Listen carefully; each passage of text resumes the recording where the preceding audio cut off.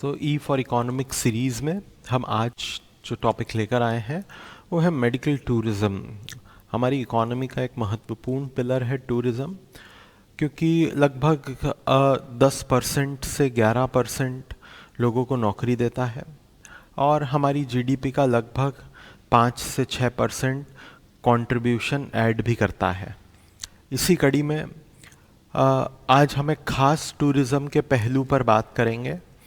Tourism में दो बहुत उभरते हुए पहलू मिनिस्ट्री ऑफ टूरिज़्म ने अपनी एनुअल रिपोर्ट में हाईलाइट करे हैं। एक का तो हम आज डिस्कशन करेंगे, वो है मेडिकल टूरिज़्म, और एक है माइस टूरिज़्म। माइस मतलब चूहा नहीं, हाँ, माइस मतलब मीटिंग्स, इंसेंटिव्स, कॉन्फ्रेंसेस और एग्जीबिशंस। लेकिन इस टूरिज़्म के पहलू पर कभी और बात। आज बात होगी मेडिकल टूरिज़्म पर।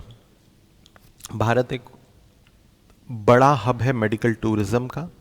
दुनिया में जो मेडिकल टूरिज़्म का व्यापार होता है उसमें लगभग 18% हिस्सेदारी भारत की है। मेडिकल टूरिज़्म में दो पहलू इन्वॉल्व हैं।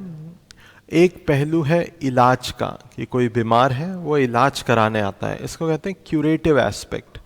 लेकिन एक और पहलू है मेडिकल टूरिज़्म में, वो है वेलनेस का। वेलनेस मतलब कोई व्यक्ति बीमार नहीं है, स्वस्थ है, लेकिन भारत आना चाहता है और स्वस्थ होने के लिए। क्यों? May be yoga, may be Ayurveda, may be naturopathy etcetera. तो medical value tourism is the right word to address medical tourism. Medical value tourism में पहला हिस्सा क्यूरेटिव होता है, heart surgery, liver transplant, operations etcetera.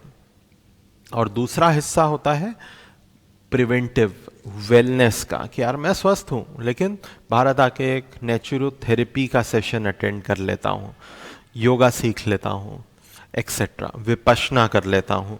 That is medical value tourism. Bharat दुनिया में globally medical tourism की ranking में 10वें पायदान पर है और बड़ी मात्रा में विदेशी भारत में इलाज कराने आते हैं। क्यों आते हैं भाई? ये हम इस पहलू पर बात करेंगे। कहाँ से आते हैं? It would be a big surprise to you कि भारत में लगभग 80% मेडिकल टूरिस्ट एक ही देश से आते हैं। आप कमेंट में गेस कर सकते हैं, हम जवाब तो देखेंगे ही देखेंगे आगे। भारत सालाना तौर पे लगभग 4,63,725, लगभग 4.5 लाख, आसान भाषा में 4.5 लाख मेडिकल वीजाज देता है मेडिकल ट्रैवल के लिए। ये जो मेडिकल वीजा होते हैं, these are for curative purpose. हाँ, क्यूरेटिव मतलब कोई इलाज कराने आ रहा है। मेडिकल वीजा वेलनेस के लिए नहीं मिलता है कि भाई मैं ठीक हूँ लेकिन विपश्यना और योगा का सेशन अटेंड करना चाह रहा हूँ, केरल में पंचकर्म कराना चाह रहा हूँ, उसके लिए मेडिकल वीज़ा नहीं मिलता, उसके लिए टूरिस्ट वीज़ा मिलता है। अगर मैं क्यूरेटिव एस्पेक्ट की बात करूँ तो 4.5 लाख लोग सालाना भारत में इलाज कराने आते हैं। लेकिन लगभग इसमें आप और जोड़ दीजिए राउंड अबाउट 70 लाख के आसपास, 70 लाख लोग भारत में वेलनेस के लिए आते हैं। वेलनेस मतलब may be rejuvenation, naturopathy, yoga, Vipassana. तो अगर हम मेडिकल वैल्यू टूरिज्म की बात करें तो that figure goes to about 75 lakh. लेकिन अगर कोई बोले medical tourism, medical travel, curative aspect, that is 4.5 lakh के आसपास। मिनिस्ट्री ऑफ टूरिज्म ने एस्टिमेट करा था कि 2022 तक भारत में जो मेडिकल टूरिज्म का व्यापार है, विदेश से आए मेडिकल टूरिस्ट्स इलाज कराने, वो लगभग $13 बिलियन पहुंच जाएगा, जो पहुंच चुका है। It will translate into something 85,000 crore rupees. तो भारत में मेडिकल टूरिज्म का व्यापार 85,000 करोड़ रुपए का हो चुका है। भारत की रैंकिंग 10वीं है और 2023 में 1,851 फॉरेन टूरिस्ट ने भारत में अपने किसी ऑर्गन का ट्रांसप्लांट करवाया था। ये कुछ की फैक्ट्स हैं। आप देख पा रहे हैं लगभग 4.5 लाख मेडिकल वीजाज इश्यू होते हैं, लेकिन एक एस्टिमेट के अनुसार 70 लाख मेडिकल वैल्यू टूरिस्ट हैं भारत में जो कि वेलनेस के लिए आते हैं, और खर्चा लगभग 85, मतलब जो मेडिकल टूरिज्म का व्यापार है वो 85,000 करोड़ रुपए का है। वही हमने देखा कि भाई नीति आयोग और मिनिस्ट्री ऑफ टूरिज्म ने अनुमान लगाया था कि हम 85,000 करोड़ के आंकड़े पर पहुंच जाएंगे 2022 तक, जो हम पहुंच गए हैं।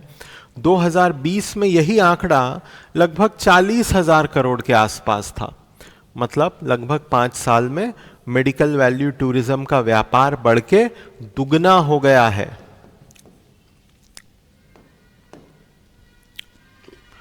कहां कहां से आते हैं पेशेंट्स भारत में? Let us have a look.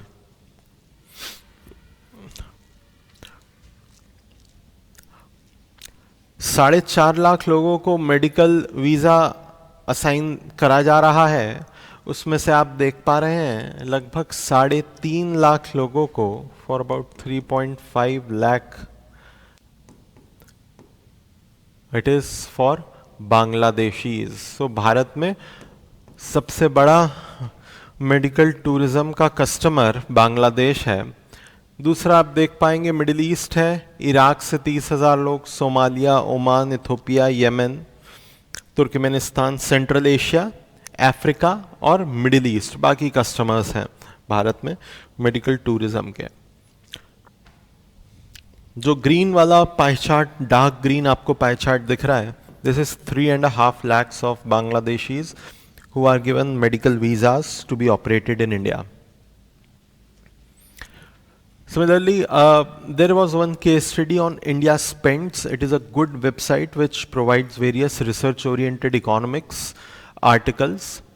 उनके ही अनुसार उन्होंने एक लिवर ट्रांसप्लांट के पेशेंट की स्टडी करी थी। उस स्टडी में ये पाया गया है कि भारत का एक कॉम्पिटिटर फिलीपींस है मेडिकल टूरिज्म के मामले में, लेकिन फिलीपींस जाने से लोग बच रहे हैं क्योंकि वहाँ पर सक्सेसफुल सर्जरी की संभावना कम है।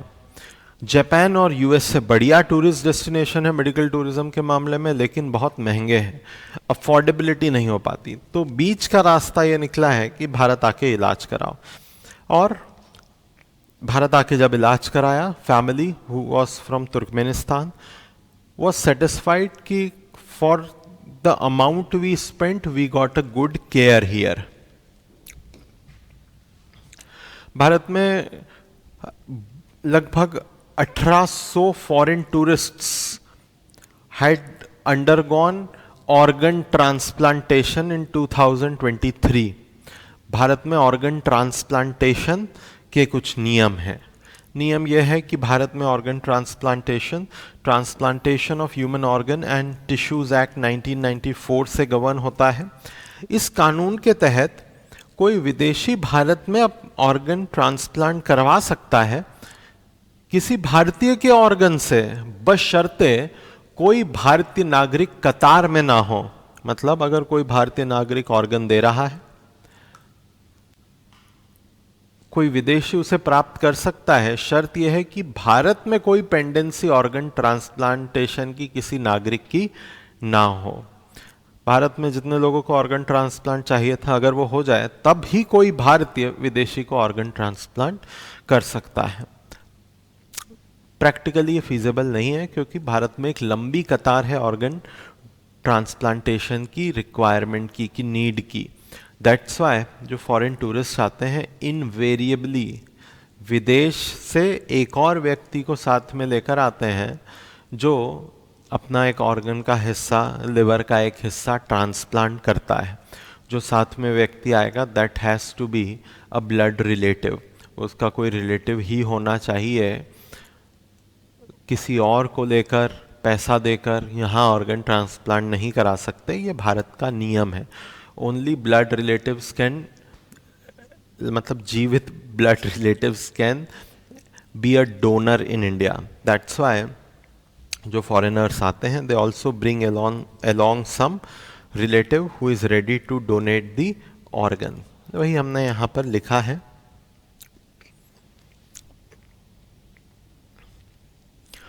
भारत में जो एनसीआर रीजन है, particularly Gurgaon, that has become a big hub of organ transplantation in India for foreigners.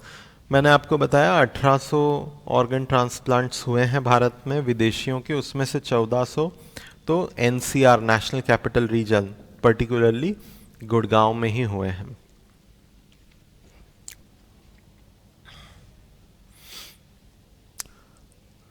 Bharat में ऑर्गन डोनेशन के क्या नियम हैं, अभी हमने पिछली स्लाइड में देखा। Now Gurgaon has gradually adapted to the needs of these medical tourists जो इलाज कराने आए हैं और जो उनके रिलेटिव हैं जो उनके साथ में आए हैं।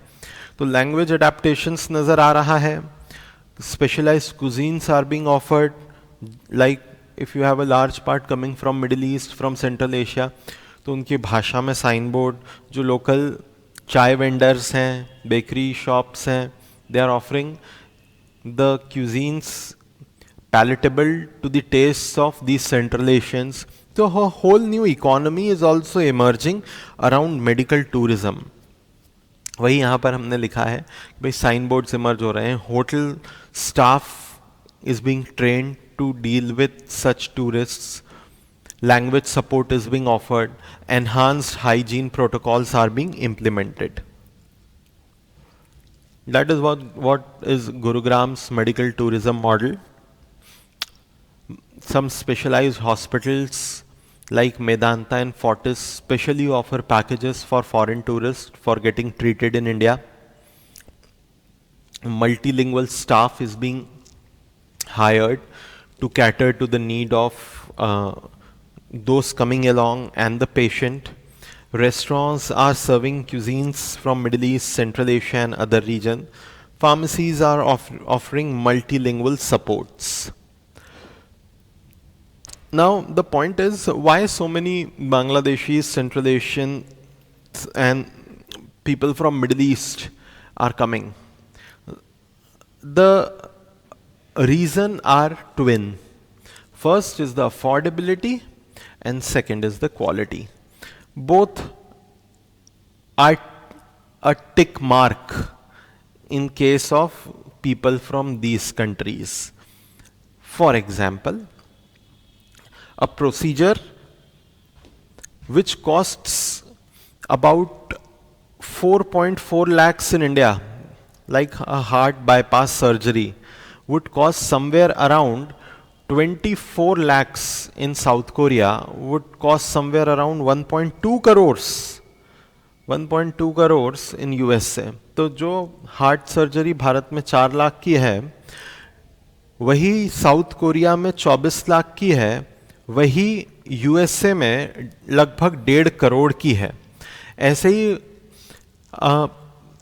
नी रिप्लेसमेंट, घुटनों का रिप्लेसमेंट जो भारत में लगभग 5 लाख का है, वही साउथ कोरिया में 17 लाख में होगा और यूएस में 40 लाख में होगा। तो आप देख पा रहे हैं कि there is a big price differential. इस प्राइस डिफरेंशियल के साथ क्वालिटी और सक्सेसफुल सर्जरी में बहुत बड़ा अंतर नहीं आता। आप भारत में कराइए या विदेश में कराइए। That's why Indian medical tourism is a sunrise sector. 18% of the global medical tourism market is captured by India. This is a snapshot I have taken from Dainik Bhaskar report. Visa policies. Government is offering e-visas to medical tourists. This eases their movement across border. But at times such visas are restrictive, particularly when the relations between India and that particular country soar. जब भारत और उस विदेशी देश के बीच संबंध में खटास आ जाती है, जैसे recently India and Bangladesh are not having good relations. In all probability, India will issue less number of visas to Bangladeshis for medical treatment. Our hospitals are aware of this and they are in search of new markets like Central Asia, like Middle East Asia, Iraq, Iran.